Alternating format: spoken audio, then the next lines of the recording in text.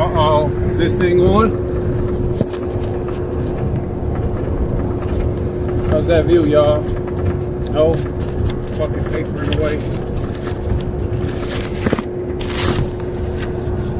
Paper in the way, motherfucking truck in the way. You see that?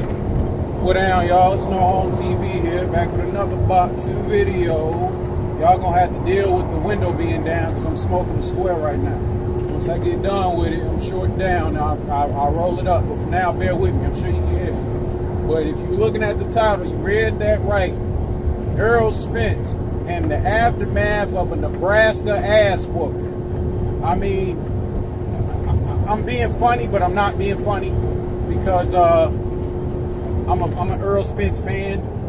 I was shocked and hurt all throughout the fight, but exhilarated too at the same time because it was such a beautiful display of boxing, and that has to be recognized, especially considering the caliber opponent that Errol Spence was.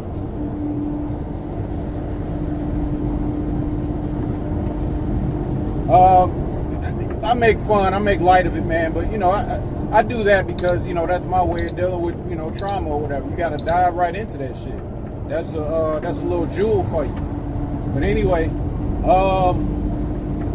where does Errol go from here, man? I think I talked about it a little bit in the last video. I'm gonna talk about it some more. But basically what I feel, man, I feel kind of like how most of the boxing world or boxing pundits or people that was around or surrounding the fight feel. A lot of celebrities got a lot to chip in as far as, you know, their opinions and input. But oh yeah, by the way, fuck the police. See that shit to the left? Fuck them. Anyway,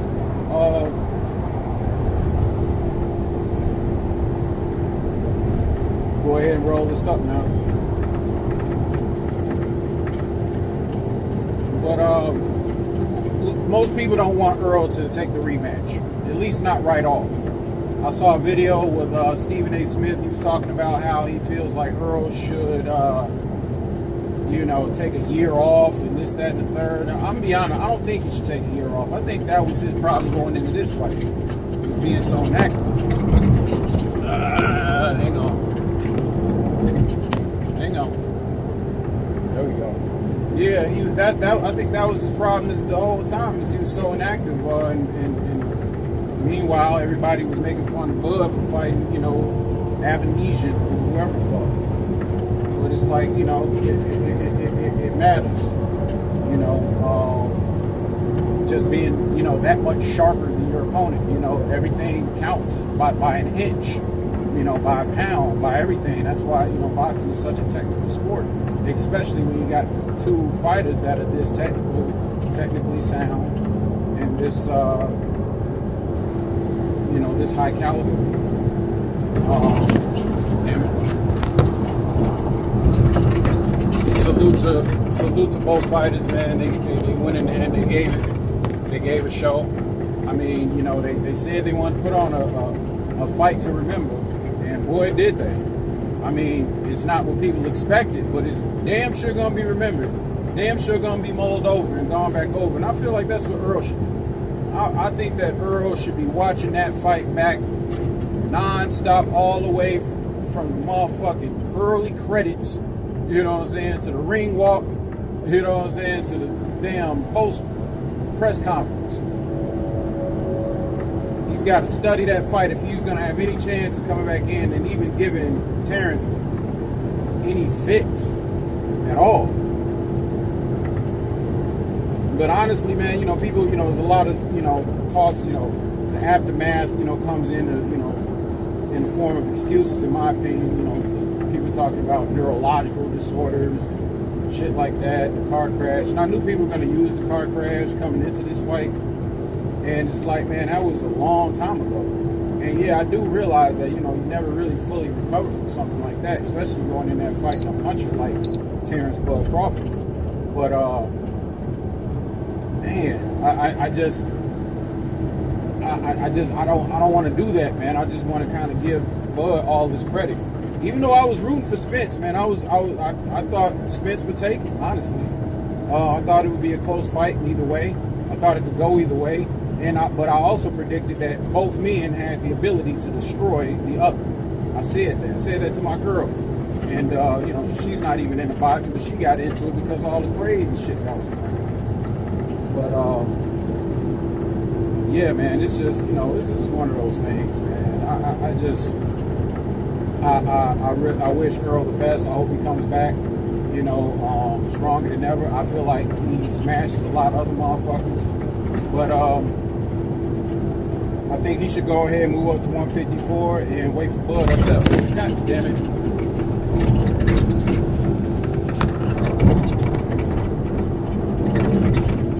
Rough ass Midwestern roads, even on the fucking highway, we got potholes and shit. Anyway,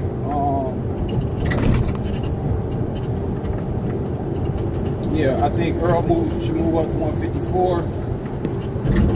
Bud should stay at 147 because I want to see him do some title defenses. I want to see, you know, one and done shits. You know, I don't want the fucking belts to scatter and we got to do this shit all over again. I think that's one of the perks of having an undisputed champion is, okay, now he can defend that crown, that throne, because he can defend that throne because he got all the crowns. So you go fight him, you don't just take one crown off of him, or 2 crowns off of him, or 3 crowns, or nah, you gotta go get the throne. You know?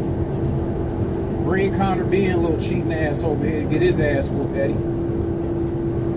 Or matter of fact, I'm sure Bud will go over there and beat his ass in his home country. With his little cheating ass. Even with his cheats, Bud is still going there and wash it, I'm sure.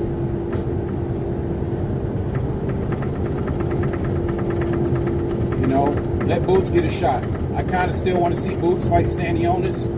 It's a shame that that Virgil Ortiz couldn't join the party, but they talking about moving him up to 154. I'm just like, bro, that you sound like you chasing Spence. I don't know what you're doing, but this fainting spell shit that happened 2 times to make him pull out of the Stanionis fight, I don't know, bro. I'm sensing a little, you know, motherfuckers will call it hating and shit. I don't care, but I'm sensing some fear, man. I smell pussy.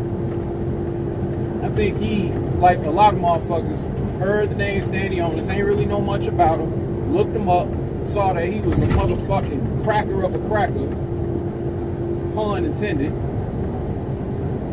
all the way from fucking, Lithuania, got power of a fucking lithium battery, and he's banging motherfuckers, and he's got good technique too, he's got a high knockout percentage too, he's a monster, so to speak, prospect too, just like Boots, just like Virgil, just, you know, just like them guys coming up. I still want to see Keith Thurman get in the mix. What's he doing? Sitting back talking shit. He needs to shut his fucking mouth, man, because now you got Clarissa Shields on his ass talking about she want to fight him at 154.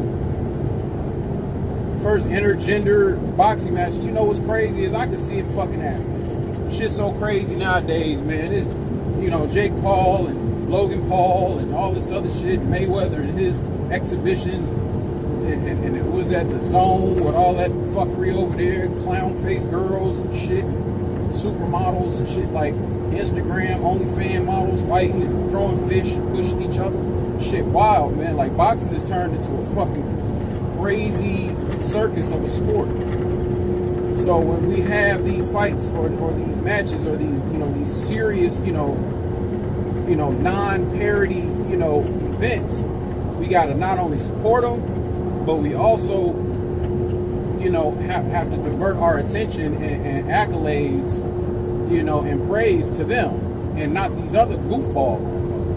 I mean, don't get me wrong. Respect to anybody that steps in the ring, man, because it takes a lot, you know, not to be pussy. It takes a lot just to fight a motherfucker. You know what I'm saying? Some of you motherfuckers pussy as hell, y'all goddamn, you know what I'm saying?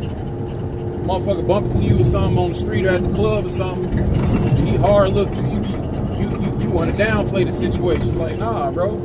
Sometimes you gotta get it cracking. Think of the movie Fight Club. When dude was like, when he was first telling his first little disciples, like, yeah, go out and start a fight. You'd be surprised how many motherfuckers try to avoid conflict. Dude was walking past, he sprayed his ass with the hose like several times. Like, bro, you supposed to hey man, I think you sprayed me. Like, nigga, what? You supposed to break his fucking neck. But ain't no Warriors no more. That's why I respect the Warriors, and I respect people that's trying to be Warriors. It's just that I don't think it should divert attention away from the real Warriors. The motherfuckers that's actually put the time and effort in. And have the accolades and medals and crowns and shit to show for it. As far as Bud is concerned, Bud can fight anybody, man. I mean, it's kind of open up at 150. If he's going, like I said, I don't want him to go up to 154 just yet. I want him to stay at 147, and I want to defend his title at least 2 times against 2 worthy opponents. I'm not saying this is something that he has to do in order for him to be great or no crazy shit like that, so don't even get on here thinking that shit. You know, I'm not one of them. You know, I never was that guy that said that Terrence Crawford had to prove himself against Kell Brook or Sean Porter. I knew he would beat Kell Brook and Sean Porter. And I knew that he could beat Errol Spence. I just didn't think that he would do it in that fashion. No one did. But, I mean, salute for him for doing so. I mean, he had years to study the man. He's like, he said he basic, and they made him look basic. You know, Errol has to find another gear. You know, box him out, all kind of shit. You know what I'm saying? It's a lot. But, you know, once again, man, no, salute to both fighters, man. I just wanted to get on here, man, talk a little boxing real quick.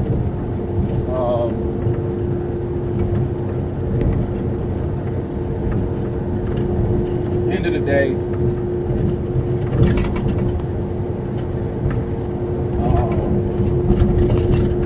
Errol Spence should move up to 154, get a little bit more comfortable and acclimated, but he's got to still fight some tough competition, man, or at least decent competition. Because, I mean, there's not a whole lot of competition he's going to find up there that's on Terrence Crawford's level.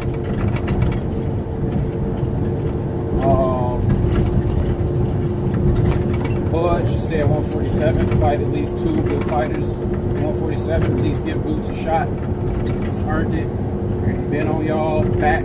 People have been saying that y'all scared of him. They were saying Earl was scared of Terrence, and then they were saying that Terrence was scared of Boots.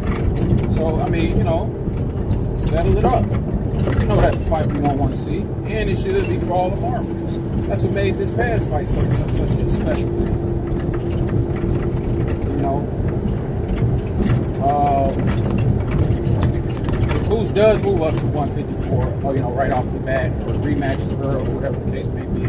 I'm guessing if that does happen, I mean, either way, maybe or hopefully the Charlo / Tim Tszyu thing will be cleared up, so, you know, we can get an undisputed cracking at that. From whoever, who knows? Earl might come back, fuck around, and beat Terrence Crawford at 154. It's highly unlikely considering what we saw, but the possibilities in boxing are endless. And if he was to do that, that would be fucking monumentous in a legacy-defining moment for him.